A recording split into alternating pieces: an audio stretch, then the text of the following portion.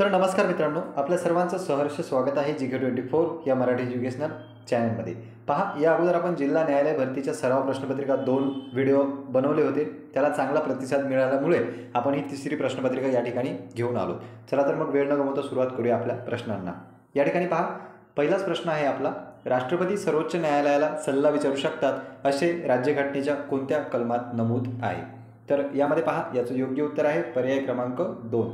आपल्या राज्यघटनेचं जे 143 कलम आहे त्यामध्ये स्पष्टरित्या उल्लेख केलेला आहे की राष्ट्रपती हे सर्वोच्च न्यायालयाला सल्ला विचारू शकतात. तर 143 हे तुम्ही ध्यानात ठेवा. राष्ट्रपती जे आहेत त्यांनी सर्वोच्च न्यायालयाला सल्ला त्या ठिकाणी विचारतात. त्यानंतर पहा, आपला दुसरा प्रश्न आहे, देशात सर्वप्रथम सर्वोच्च न्यायालय 1774 मध्ये कोणत्या ठिकाणी स्थापन झाले? तर याचं योग्य उत्तर आहे पर्याय क्रमांक 2, कोलकाता. आपण पाहू शकतो मित्र, 1773ला रेग्युलेटिंग ॲक्ट आला होता आपला पहिला. त्यानुसार 1774 मध्ये कोलकाता या ठिकाणी सर्वोच्च न्यायालयाची स्थापना करण्यात आली होती. त्यानंतर वळूया पुढच्या प्रश्नाकडे. पहा, प्रश्न क्रमांक 3 आहे आपला, राष्ट्रीय मतदार दिवस रिकामी जागा दिवशी साजरा करतात? तर पहा, याचं योग्य उत्तर आहे पर्याय क्रमांक 2, 25 जानेवारी. आणि 26 नोव्हेंबरही सध्या तुम्ही लक्षात ठेवा, 26 नोव्हेंबरला आपला संविधान दिवस साजरा होत असतो आणि 2 ऑक्टोबरला महात्मा गांधी यांची जयंती असते. त्यानंतर पहा, पुढचा प्रश्न आहे आपला, प्रश्न क्रमांक 4, भारतरत्न सन्मानाचे पहिले बिगर भारतीय व्यक्ती कोण आहेत? तर या ठिकाणी बिगर शब्द हा महत्त्वाचा आहे. बिगर भारतीय असे व्यक्ती ज्यांना पहिला भारतरत्न मिळालेला आहे. तर त्याचं योग्य उत्तर आहे पर्याय क्रमांक 2, खान अब्दुल गफार खान हे असे व्यक्ती आहेत की जे बिगर भारतीय आहेत आणि त्यांना पहिल्यांदा भारतरत्न हा पुरस्कार देण्यात आला. त्यानंतर पहा, प्रश्न क्रमांक 5 आहे आपला, राष्ट्रपती पद ग्रहण करण्यापूर्वी कोण शपथ देतात? म्हणजे राष्ट्रपती जेव्हा पद ग्रहण करत असतात आपले त्यावेळेस त्यांना कोण शपथ देतं? तर याचं योग्य उत्तर आहे पर्याय क्रमांक 4, सरन्यायाधीश. भारताचे जे सरन्यायाधीश असतात ते त्या राष्ट्रपतींना शपथ देतात. त्यानंतर पहा, पुढचा प्रश्न आहे, प्रश्न क्रमांक 6, भारतीय राज्यघटनेच्या कोणत्या कलमात समान नागरी कायद्याची तरतूद आहे? तर याचं योग्य उत्तर आहे पर्याय क्रमांक 1, 44 या कलममध्ये, म्हणजे 44 जी कलम आहे आपल्या राज्यघटनेची त्यामध्ये समान नागरी कायदा याचा उल्लेख आपल्याला दिसतो. आणि 44 हे कलम कशाच्या संदर्भात आहेत?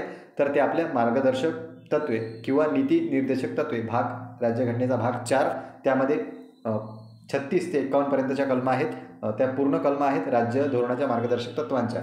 तर त्यामधील कलम क्रमांक 44 आहे समान नागरी कायद्याच्या संदर्भात. त्यानंतर पहा, प्रश्न क्रमांक 7 आहे आपला, महाराष्ट्र विधानसभेची सदस्य संख्या किती आहेत? म्हणजे आपले विधानसभेचे जे आमदार असतात त्यांची सदस्य संख्या किती आहे? तर याचं योग्य उत्तर आहे पर्याय क्रमांक 3, 288. 288 याचं योग्य उत्तर आहे. 288 आपल्या इकडं विधानसभेची सदस्य संख्या आहे. यामधलं तुम्ही 19ही लक्षात ठेवा. जी राज्यसभा असते संसदेमधील, तर महाराष्ट्रातून 19 सदस्य राज्यसभेसाठी निवडले जातात. त्यानंतर पहा, प्रश्न क्रमांक 8 आहे, नीलक्रांती कशाशी संबंधित आहे? नीलक्रांती या ठिकाणी विचारण्यात आली. नीलक्रांती कशाशी संबंधित आहे? तर योग्य उत्तर आहे पर्याय क्रमांक 3, मत्स्योत्पादनासंदर्भात नीलक्रांती झालेली आहे.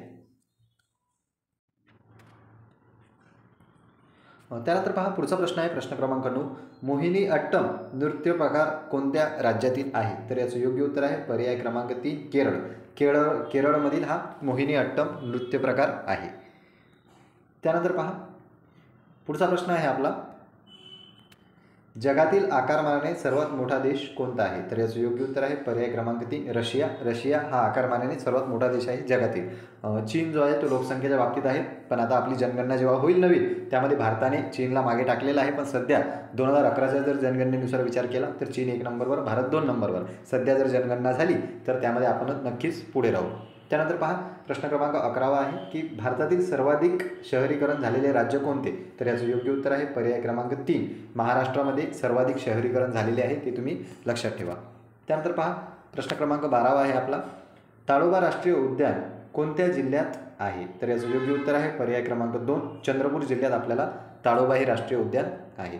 त्यानंतर पहा, प्रश्न क्रमांक 13 आहे की डिस्कवरी ऑफ इंडिया हे पुस्तक कोणी लिहिलेले आहे? तर याचं योग्य उत्तर आहे पर्याय क्रमांक 2, पंडित जवाहरलाल नेहरू यांनी डिस्कवरी ऑफ इंडिया हे पुस्तक लिहिलेलं आहे. त्यानंतर पहा, पुढचा प्रश्न आहे, स्त्री पुरुष तुलना ग्रंथाचे लिखाण कोणी केलेले आहे? तर याचं योग्य उत्तर आहे पर्याय क्रमांक 1, ताराबाई शिंदे यांनी स्त्री पुरुष तुलना हा ग्रंथ लिहिलेला आहे. त्यानंतर पहा, पुढचा प्रश्न आहे आपला, रिकामी जागा यांनी जालियनवाला बाग हत्याकांडाचा निषेध म्हणून आपली सर ही पदवी ब्रिटिश शासनास परत केली होती. तर ते व्यक्ती कोण आहेत? पर्याय क्रमांक 1 रवींद्रनाथ टागोर यांनी आपली सर ही पदवी जी आहे ती त्या ठिकाणी परत केली होती ब्रिटिश शासनाला जालियनवाला बाग हत्याकांडाचा निषेध म्हणून. यांचं मोस्ट ऑफ म्हणजे पोएट्रीचं जे कलेक्शन असते त्याला आपण गीतांजली नावाने ते फेमस आहे, त्याला नोबेल प्राईजसुद्धा मिळालेला आहे. त्यानंतर पहा पुढचा आहे प्रश्न क्रमांक 16 विडाल तपासणी कोणत्या रोगाच्या निदानासाठी केली जाते. या ठिकाणी द पाहिजे होता.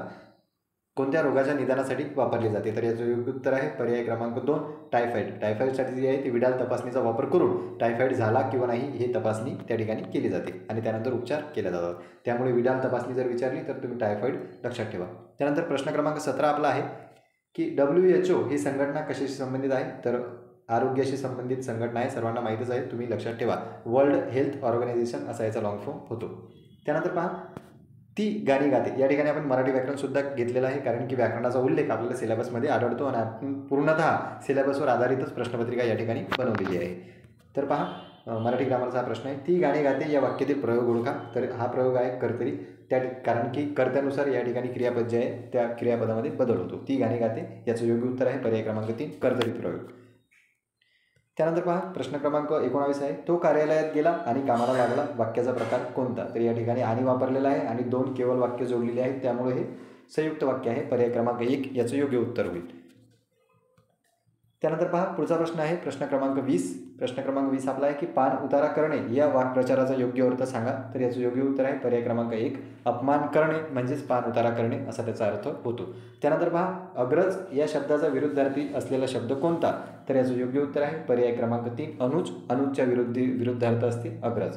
तर पहा मित्र यामध्ये आपण 21 प्रश्नांचा समावेश केलेला आहे. तसे 20 प्रश्न होते पण एक प्रश्न जास्तीचा ॲड झालेला आहे. त्याचं कारण असं की काही घटक आपण सोडलेले आहेत. स्पोर्ट्स झालं, त्यानंतर चालू घडामोडी झालं, हे 2-3 सब्जेक्ट जे आहे ते या ठिकाणी आपण स्किप केलेलं आहे प्रश्नपत्रिकेत, कारण की आपला एक्झाम कधी होईल एक्झॅक्टली हे सांगणं सध्या शक्य नाही. आपण मागं यावर चर्चा केलेलीच आहे, त्यामुळे आपण या ठिकाणी 20 ते 21 प्रश्नांचा समावेश केलेला आहे. प्रश्नपत्रिका तुम्हाला कशी वाटली कमेंट बॉक्समध्ये नक्की कळवा आणि जर तुमचे काही सजेशन असतील तेही तुम्ही कमेंट बॉक्समध्ये लिहू शकता. याची PDF तुम्हाला डिस्क्रिप्शन बॉक्समध्ये लिंक मिळून जाईल.